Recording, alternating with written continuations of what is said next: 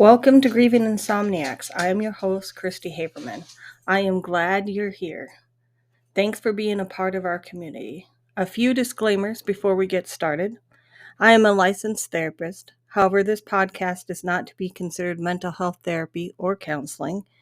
It is for entertainment purposes only and is not associated with my counseling practice, Christy Haberman Counseling Services. Thanks for showing up. Welcome to Grieving Insomniacs. This is Christy Haberman, your host, along with Kai the Wonder Dog. We took last week off. I was struggling a little bit with Christopher's birthday. All of those memories just come rushing back, and it's just hard to stay in the present moment. On his birthday, I took a road trip with one of my friends. We ended up not going to Wyoming, but we did tend to have a pretty nice day. But about 3 o'clock in the afternoon, I'd had enough. And I'm actually kind of experiencing some eye problems. And so I couldn't see, which I think is connected to his birthday. So in the emotional mind-body connection, when you're having trouble with your eyes, it's the inability to see what's right in front of you. So what's right in front of me is Christopher's birthday. I didn't want to be experiencing it that day. So my eyes were crying, and which is different than actually crying, because when I looked into the sun, my eyes just started crying. So that was the day. I tend to be on autopilot until his death day on June 19th. And then things kind of normal out for a while. So an interesting thing happened. So I didn't go to the cemetery on his birthday. And I didn't go to the cemetery the day after, just because, I don't know, it's just hard. It's hard to go see him at the cemetery and know that that's all I have left of him. It was just heartbreaking. But while we're there, so we were cleaning up the grave. I was taking pictures like I usually do. And these two men stopped us. And it was Memorial Day, and they had these name tags on. And they said, "Who are you celebrating today?" And I was really mad. I was like, "Why are you interrupting my time with my son?" And so we said, "Our son." And so he was like, "Do you want to talk about him for a while?" Me and Roger looked at each other and we're like, no. And I wasn't surprised by my reaction, but I was surprised by my husband's reaction. And when I talked to him later, he said he didn't know what they were going to do with the information. Like, once you tell that story, like, it's just out there. And people hear it, and people, yeah. And so we just decided, and they continued on to bother other people that were in the cemetery. You know, and some people find it comforting to hear, religious talk. So there was the danger of that, because I have very strong feelings about having my child die. It's a struggle that I've struggled with, and it's not something I want to share with two strangers that are walking through a graveyard. So I'm not really sure what they were there for, but there they were. So I was thinking about that, and it was such a weird experience. And then I went back to work, and everybody's talking about what they did for the weekend. And it's so funny. 12 years ago, I would have shared. So I went to the cemetery. I mourned my son. This year, I just sat and listened to people and didn't share. And I kind of tested a couple of people. I know that's not fair to test people, but I did. Well, it's someone that I'm kind of close to at work. And I said, "Yeah, tomorrow's Christopher's birthday." And he's older, like in his 70s. But it's like I hadn't even spoken. I was like, that's interesting. Why would you not say I'm so sorry or anything like that? And then there was one other person. I can't remember who I said something to about it. Oh, it was someone else that's always telling me about her issues and what's going on in her life. And I shared mine, and Just silence. Silence. So all of these years, I'm really starting to notice who shows up for you and who doesn't show up for you. And then ironically, someone that went out of my life years ago, when I was very spiritual, came back into my life this week. And I didn't know what to say to them. I told them I'm not the way I was. Like I used to be the type of person that would give freely of myself. Oh, you needed someone to talk to? I'd give you an ear for hours and not expect anything in return. I was this laughing, bubbling person, and I helped everyone, at least emotionally. I had a lot to give. As a counselor, my friends, I'll listen to your problems, give you suggestions, give you some advice. That's just who I was. And then Christopher died. And I've been in this cocoon of grief for a while. I'm gonna come back. I'm starting to come out of it. I attribute a lot of it to this podcast. I cannot encourage those of you that listen to me, all 20 of you on a regular basis. I appreciate each and every one of you. But I want to say, I knew from the time that Christopher died that I wanted to do this, that I thought I had something to say that would help people. And I'm not sure if it's because I feel like this is my purpose that it's helping me cope with Christopher's death better, or if it's I'm talking about it. But if you have that burning desire within you that you feel like after you lost your loved one that you need to do this, I highly recommend you go out and do whatever that thing is. And I also encourage you to talk about it. Talk about it with people. And doing this podcast has forced me to go deep within myself and really examine the impact of grief on my life so that I can talk to you about it. And I hope that in this process that there's some information that helps you get through this. But anyway, so back to this person that's come into my life. And so what they were requesting of me is to have those kind of conversations again. What is really sad, I don't have it in me. I just don't have it in me anymore. They are probably going to listen to this podcast, so that's okay. I just don't have it in me anymore. Because so many people have come into my life and they've walked out of my life. And I just don't know if I can handle any more people walking in and out of my life. It's just hard. I just don't have, it's like Christopher dying took it all away from me. Like all my emotional energy got spent and there's nothing left. And so at work too, that came up. They were like, Christy's not a warm, fuzzy person.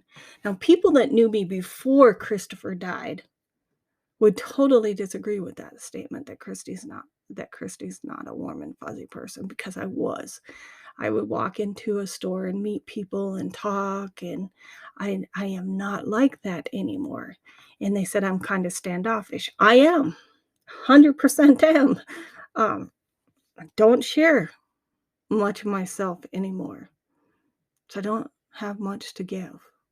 And that's been a really sad realization over the last couple of weeks, is just really how impactful my son's death was on who I am, which made me start thinking about complicated grief disorder or prolonged grief disorder. And it was just recently added into the diagnostic manual for therapists. Now, when I went to school, like it'll be 22 years this year. No, 21 years this year. And complicated grief wasn't in there. And so I was like, so why would they create a disorder called complicated grief disorder? Telling you it's all about payment. There was a recognition, I believe, among clinicians that grief impacted people so harshly, and they seen people suffering, that they wanted to put a name to it. So understand, and I've said this in a couple other podcasts, and I'll say it again on this podcast. Diagnosis drives treatment. When you go to a therapist and you want to use your insurance, you are going to get a diagnosis. And that diagnosis is going to enable that therapist to treat you. So also your diagnosis also drives treatment. So the therapist knows what to do with you when they give you, i.e., a diagnosis. So I believe that this complicated grief disorder or this prolonged grief disorder is just a means in order to get paid for providing counseling to people that are grieving. And I most certainly, if I went to a therapist, I'd be diagnosed with prolonged grief disorder. So complicated grief is a term for grief that is more intense or lasts longer than culture may consider typical. So how come, here's the question, how come the cultural considerations aren't wrong instead of the grief being wrong? That's my first issue. And I also was doing some research on this, and it says that most experts don't agree with the fact that there's a complicated grief disorder because they say it's stigmatizing, and it's 100% stigmatizing that you go into a therapist and they say, oh, well, you have a disorder. Well, no, I don't. I'm just missing my child. And the other thing that they were worried that it might pathologize grief, which is making it an illness instead of a normal experience. So I also have an issue with that also because losing a child is outside the norm of experiences. So I don't know how you could judge someone based off of the fact that their child died because that is not a normal experience. Yes, lots of children die, but it is not the norm. So you're taking something that's abnormal and you're applying normal standards to it. But again, we need to be thinking about the fact that this is a way to get paid. So I looked at some of the symptoms from the DSM. So it says elevated and persistent mental distress following the loss. I still have grief brain. I still struggle with sleep. It's been 12 years. I still get random moments where I start crying because I'm missing Christopher. And I was trying to explain that to someone, and she just looked at me like it was this person I reached out to that I thought might move a relationship into a deeper relationship. Not happening. But you always got to try, right? So I was explaining to her, because she has some of her own struggles, that when you lose a child, the grief is always right there. Like I operate in the world where I am always sad all the time. When things are going okay and I'm not stressed and I'm taking care of myself, I won't dip down and start crying and go into the depression that comes with Christopher being gone. But during this period of time from his birthday till his death day, I will 100% start having more anxiety, start having more depression. I'll start having crying spells. But unlike the people that wrote the DSM, I understand that to be the fact that I'm grieving and my son died. So the other thing that they said was part of this prolonged grief disorder is maladaptive thoughts, like you're blaming yourself, avoiding triggers, you can't manage your emotions, health problems, social isolation. All of those things happened that were beyond my control. Every single one of them. Said associated with the higher risk of suicidal ideation and behaviors. Well, of course. Of course. To me, that's just an of course. But then are you misunderstanding it? Because I will say, especially in the beginning, that I want to see Christopher again. But the only way to see Christopher again was to die. Like the varying degrees, but there's some things that connect all of us within that grief state. And I kind of feel like they took that and put that into a disorder. And I wish that it was only for payment, but I'm wondering how many medications get sold to people, how many therapies people go through when their therapist or whoever is working that with them doesn't teach them that grief is grief and you have to learn to manage it. Just like you do any other chronic illness, you have to learn to manage it. And I don't think it's fair to compare people that have lost spouses either. Because I've heard that too, is that, losing a spouse is traumatic without a doubt. But it is nowhere near what it is of losing a child. There's research out there that says 18 months is about the regular amount of time that someone gets over losing a spouse, or at least they move on to adaptive functioning. Me, yes, me. And I'm evaluating myself. I don't evaluate other people, but I'm evaluating myself. I would say that 2020 is when I got back to normal functioning. And so what happened was I was really into the spiritual aspects of life. And one day I realized that my life was never going to get better till I focused on the here and now, what was happening today. And that's when I started to get better. That's when I started to do the podcast. And that's when these things started to come through. But I'm not going to say that, oh, I'm healed and I don't have grief anymore, because that's not true. It is so not true. There are days that I just want to stay in bed and I just want to cry because I miss Chris so much. And it's just so hard. So hard. That's what I think these people are missing when they come with these grief disorders. So if there's any message that I want to give to you guys, it's that keep in mind, if you're diagnosed with one of these, is that it's for payment. Don't let it define who you are. And don't buy into the fact that you have a mental illness because you're grieving. Everybody needs counseling at some point in time. There's no shame in it.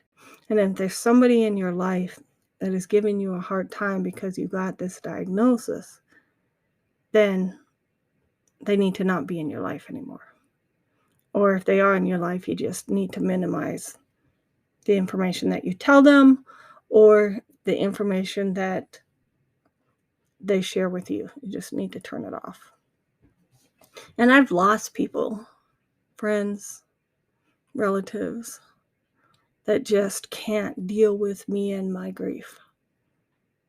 But that, to me, is a problem with them and not with me.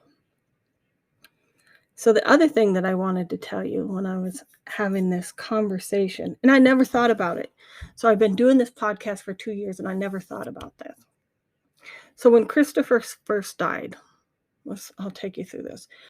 I've always been a journaler. So I've been journaling since my 20s. That's about 30 years ago. So and I have ADHD. And one thing with ADHD, it's hard to stay consistent.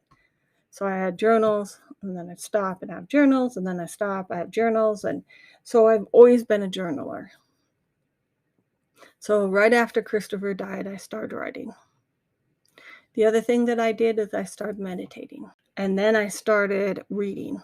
So I read as many grief books as I can find. I like biographies. I wanted to know what other people's experiences were. I wanted to know how they survived. I wanted to know if I was normal. I wanted to know if their experiences were similar to mine, because I honestly thought there was something wrong with me because I was grieving so hard. I had no idea it was going to be as bad as it did. And that shook me to my core. I cannot even explain how much. And then I went to counseling. First year went by. Still meditating, still journaling off and on, still going to counseling. And then I want to say my counselor quit on me because he kind of felt like I'd gotten to a place that I should be good, but I wasn't good.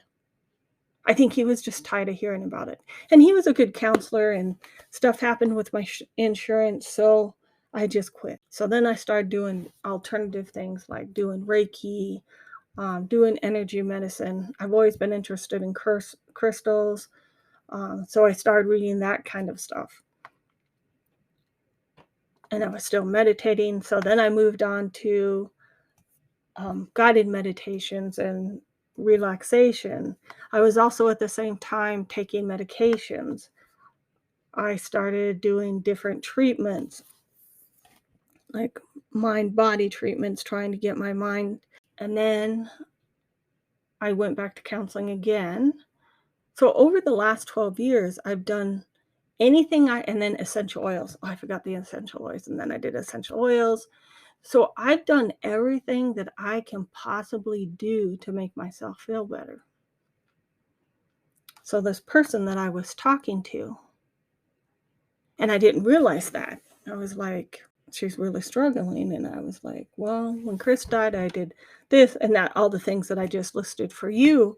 And I had to really stop. And then I talked to my husband and said, I didn't realize that I had done so much to make myself feel better. Then I wrote my book.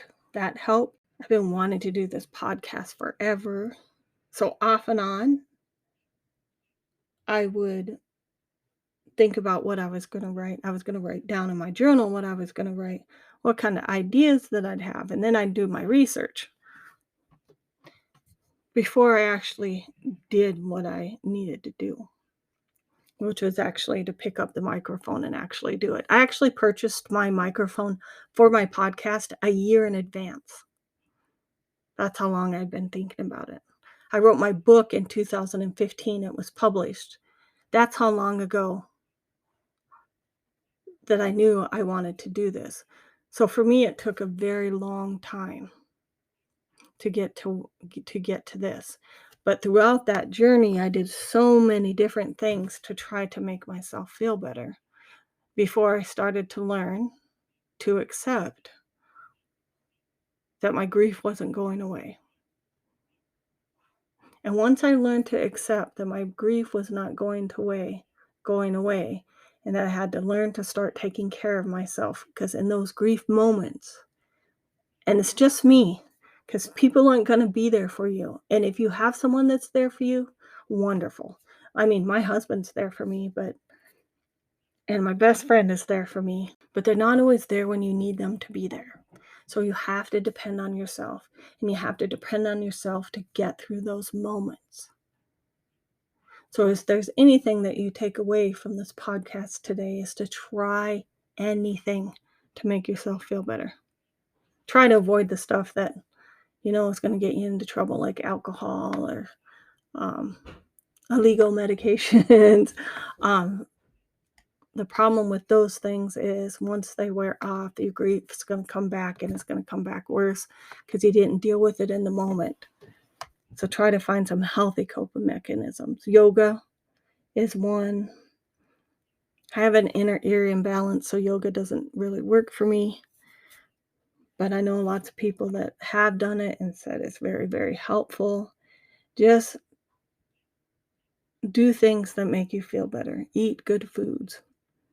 And hopefully, you'll learn to cope with the grief. I hope this podcast was enlightening for you today. I enjoyed doing them. I've been trying to focus on being in the present moment. If you would like to come on my podcast and talk about anything, I would greatly appreciate it. I love to hear other people's stories. I think that's what makes me a therapist.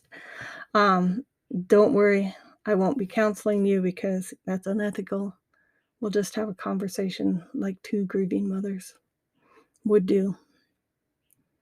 And I'll listen. This is where I'm focusing my attention, and this is where I'm focusing on my emotional energy for other people like me that might be feeling alone. So thanks for listening. This is Christy and Kai, the Wonder Dog, signing off. I'm over on Instagram, Grieving Insomniacs. I'm on Facebook, Grieving Insomniacs. I have some affiliate links I post on Facebook. Reach out to me through my email, which is grievinginsomniacs@gmail.com. For some reason, Google Chrome isn't letting me to stay signed into that one, so it's much faster if you reach out on Instagram or Facebook, and I'd glad to have you on the podcast. Thanks for listening.